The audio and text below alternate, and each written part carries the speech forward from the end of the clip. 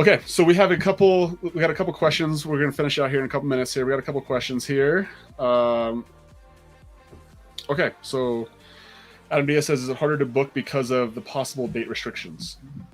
No, it is not harder to book. Honestly, sometimes I don't know that we're leaving town until Wednesday, and we leave on a Friday, and I put it live on Wednesday, and oftentimes it books. Now, granted, we are in a heavy market of people traveling here. Like, we're very touristy, and we have ski hills close to us. Summertime, we have fly fishing and all that, but we have not had an issue booking our place. So explain to them how you have it set up, Katie. Yeah, so I have all of our dates. When you put it on Airbnb, you can basically list it as something that is completely open or completely blocked off.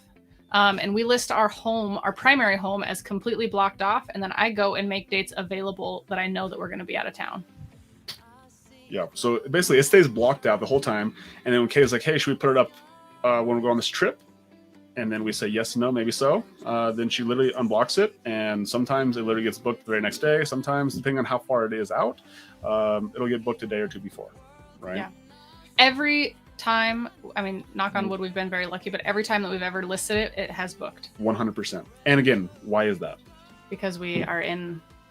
Well, because we're in a place people travel to. That's one reason. But also, what about the pricing? And it's super competitive. So if I want our house booked to offset any expenses, we actually drop our prices a little bit compared to other normal Airbnbs that are booked during that time. So when eyeballs look at it, they're like, obviously, we're going to take this house that's a little bit less expensive. It's like the best deal. Yeah. Right. Okay. And then Adam has another question here. Like, is there anything else you do to let people know it's your primary home other than just the description? No, just in the description, the first thing in the description. I think it's listed as like cozy home in Bozeman, Montana, but there's a paragraph under it that says like, explain your house. And in the first paragraph, I say, this is our primary home. All of our personal belongings are here. Treat it as if it were your own. Yep. Great question.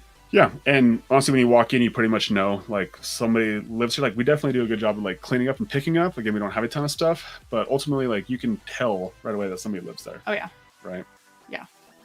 So, all right, Katie. Yeah. Any other nuggets? Any last words of wisdom of why someone lives their home on Airbnb, or just any experience that you have? Yeah, I think the biggest takeaway is just challenge yourself to think a little bit differently. Not from like, I can't do that, to like, how could I do that? Yeah. Just change the frame of the question. This is a great situation that you have a huge benefit on the back end to actually make money. Right? Everyone likes to make money, but really, I think the purpose of this exercise of this is what Katie just said right there. Right? It's to change that. Like, I could never do that. I could never let someone live in my home. I could never let someone rent my car. I could never, right?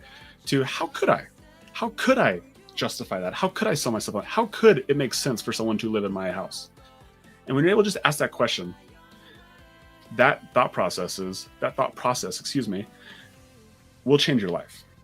Because the reason why you are where you are is because of, like, you put this wall right here and you won't let yourself go above it. But as soon as you allow yourself to, like, raise the ceiling up, guess what happens? Right? Up we go. Whoop, you can't even see me, right? I just went out of the picture. But you're the only thing that holds yourself back.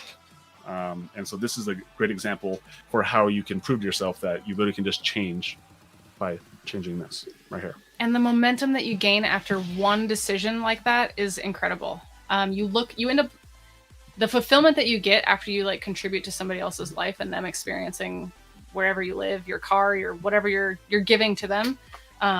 It's contagious. Like, it's like, how do I do more of this? How can I contribute to the world in more ways?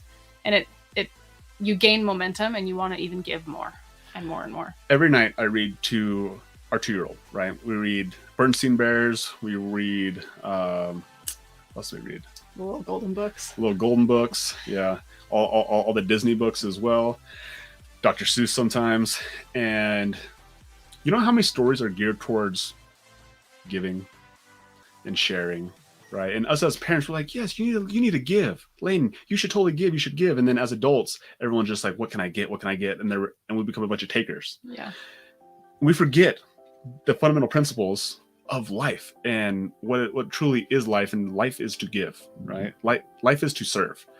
And so that's why something like this is so valuable, because you do serve the community, you serve visitors coming in, and you serve yourself, you serve your family. Yeah, it truly is a win-win-win. So huge wins all around. So be a winner. Be a winner. All right, guys. Well, I appreciate you guys listening here today. Appreciate y'all so much. My name is Logan Manzanares. Katie Manzanares. And we are out. Bye.